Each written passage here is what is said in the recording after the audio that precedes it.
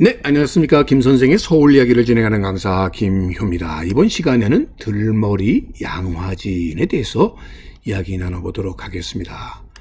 자, 여러분들이 이 경조 오부도에서 보게 되면 바로 선유산과 양화진 사이에 바로 이 나룻길이 있었고, 이 길은 안양과 인천 혹은 강화로 가는 중요한 길목에 해당되는 곳이 바로 이 양화나루였다라고 보시면 되겠습니다.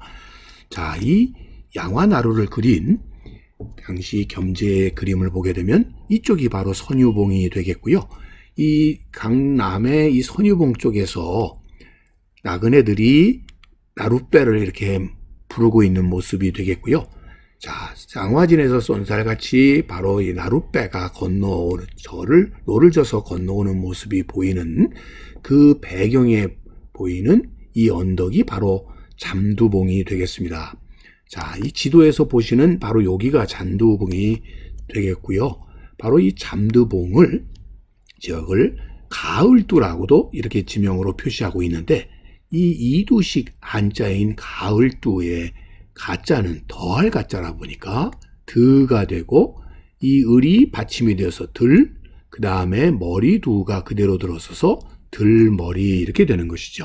즉, 이 양화진 지역은 말 그대로 한양으로 들어가는 길목이다, 이런 얘기가 되겠습니다. 즉, 이 지역은 그런 의미에서 육로로서 강화나 인천 쪽에서 들어오는 길이기도 했지만, 또 한편으로는 한강을 거슬러 서해 바다로부터 이렇게 들어올 수 있는 길목에 해당되는 곳이 바로 이 잠두봉, 오늘날은 흔히 절두산이라고 불리우는 지역이 되겠고요. 그 절두산 가까이에 양화진 나루터의 표시석을 통해서 예전에는 이것이 중요한 소위 나루터로서 기능했었다라고 보시면 되겠습니다. 자, 그래서 바로 이 잠두봉이 있는 곳에 양화진이 있었고, 바로 이 창천을 따라서 내려오는 관흥창이라고 하는 국가에서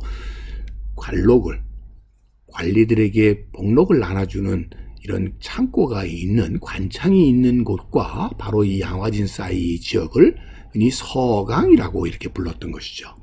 자, 이 지역이 중요한 이 순의 길목으로서 중요한 역할을 했었던 곳이 바로 양화나루였고, 바로 이 서강 지역을 바라보는 와우산에서 내려다본 전경이 되겠습니다. 앞에 소위 밤섬이 자리 잡고 있고요. 그 뒤편으로서 지금의 여의도가 이렇게 물에 잠긴 듯 넓게 펼쳐져 있는 모습을 볼 수가 있고, 그 너머 쪽으로 이제 영등포가 있겠죠.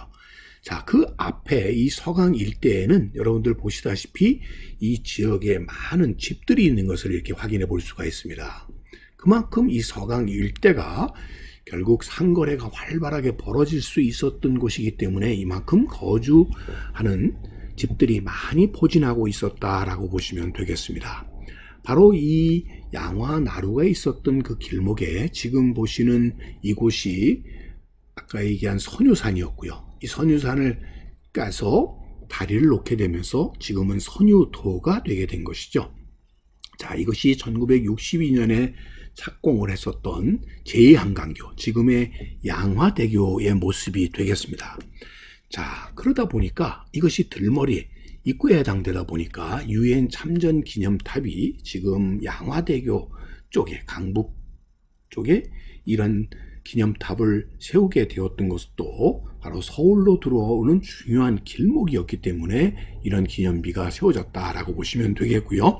자, 제2한강교, 지금 양화대교를 따라서 강북 방면에 보이는 이게 바로 참전 기념비가 되겠습니다. 1965년도에 자, 서울에서 두 번째로 세워진 다리라고 해서 제2한강교라고 불렸던, 이렇게 다리가 개통되었던 것도 제1한강교였었던 한강대교 다음으로 대단히 중요한 길목이었기 때문에 이곳에 이렇게 두 번째 다리가 놓였다라고 평가할 수가 있겠습니다. 자, 그래서 이곳이 바로 절두산이 되겠고, 여기에 양화대교가 놓여져 있다 보니까 서울로 들어오는 길목이 지금은 이렇게 개발이 되지 않은 1967년 당시만 하도록 그렇게 했습니다만, 이 길이 조선시대에는 중요하게 한양으로 들어오는 길목의 역할을 하게 되었던 이유 중에 하나가 바로 이 지역, 이 망원 합정 이 지역이 소위 얘기하는 수하 지역으로서, 즉 밀물과 썰물의 영향을 직접적으로 받는 곳으로 결국 서해 바다로부터 들어오는 물자들이 들어오는 중요한 길목에 해당되는 곳이 바로 이 양화진 지역인 망원 합정 지역이었기 때문이라고 보시면 되겠고요. 그 지역은 이 밑바닥이 넓은 큰 배들이 들어올 수 있는 곳이었다라고 보시면 되겠습니다. 그것이 가능했던 이유는 바로 이 강화 지역으로부터 이 갈라져 나가는 예성강, 임진강, 한강 등으로 갈라지는 그 로탈에 해당되는 것이 바로 조강이 되겠고요. 이 조강 지역에서 한강으로 들어오는 중요한 수운로 상에 바로 이 양화진이 자리 잡고 있었기 때문입니다. 자, 이 당시에 이 서해안 강화도 쪽에서부터 들어오는 소위 물자를 실은, 그 중에서도 중요한 물자가 땔감나무여서 땔감나무 씨의 시선배들이 특히 이 조류를 따라서 주로 밤 시간에 생선이나 이런 땔감을 가지고 한강을 거슬러 오게 마련이었죠. 그런 배들을 흔히 시선배라고 불렀는데요. 이 시선배의 중요한 바로 루트가 강화도의 손돌목을 거쳐서 행주산성, 그 다음에 염창목을 거쳐서 선유봉, 밤섬을 거쳐서 최종적으로 마포까지 이렇게 올라갔다는 거죠. 이 당시에 이 운행을 할 때 노를 젓는 이들이 그 힘든 노동을 덜기 위해서 불렀던 노래가 바로 시선배 노래가 되겠습니다. 자, 그 일부를 좀 들어보면 저달 뜨죠 뱃대오니 우리 출보에 홀잘 되노나 이자 향교차무에 홀대여 보세 이자 아부 뱃소리에 잠 못된다 자 염창목을 올랐으니 선유봉에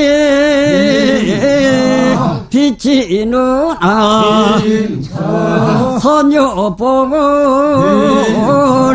지나. 자, 이것처럼 바로 당시의 시선배들이 드나들었던 중요한 길목에 해당되었던 것이 바로 이 선유봉 양화진이었다는 것을 여기서 확인할 수가 있는데, 자, 이곳이 이렇게 중요한 길목이 될 수 있었던 이유는 바로 이 지역에서 한강에서 겨울철에 채취한 얼음들을 보관하는 소위 민간 장빙업의 거점이 바로 이 망원합정 양화진 지역이었기 때문입니다. 이렇게 함으로써 소위 그 빙어선 영업을 할 수 있는 그 거점이 되게 되었고, 그래서 저 먼 바다, 서해안 먼 바다의 덕적도라든지 아니면 영광 칠산포 같은 곳에서 들어오는 이러한 조기나 도미나 민어, 준치 같은 이런 서해 어장에서 잡은 고기를 마포 서강 지역으로 운반할 때 바로 이렇게 소위 냉잔성 영업이 가능했기 때문이죠. 그러다 보니까 이 서강, 마포, 망원 합정 지역이 중요한 상품 유통의 중심지로 이렇게 변모될 수 있게 되었던 것이 바로 이 18세기 중엽 이유가 되겠고, 이 결과로 결국 경강상업의 가장 특징이 되는 미곡, 어염, 목재 등의 거래에 바로 중심으로서 이 서강 지역이 부상하게 되었고, 그 들머리로서 길목으로서 양화진 지역이 크게 상업의 중심으로 부상할 수 있게 되어서 양화진을 거쳐서 결국 아현을 거쳐서 서섬으로 나아가는 이러한 유통 경로, 혹은 마포를 거쳐서 만리연을 거쳐서 남대문으로 가는 이런 유통 경로 속에서 많은 소위 사상 객주들이 성장을 하게 되어서 상업의 거점이 될 수 있게 되었던 것이 바로 이 당시의 양화진이 되겠습니다. 자, 오늘은 그런 의미에서 양화진이 한양 상업의 소위 들머리로서 중요한 역할을 했었던 곳이었다라는 점에서 대단히 중요한 교통상의 요지였다는 점을 오늘도 꽃밭을 가꾸는 김 선생이 말씀드렸습니다.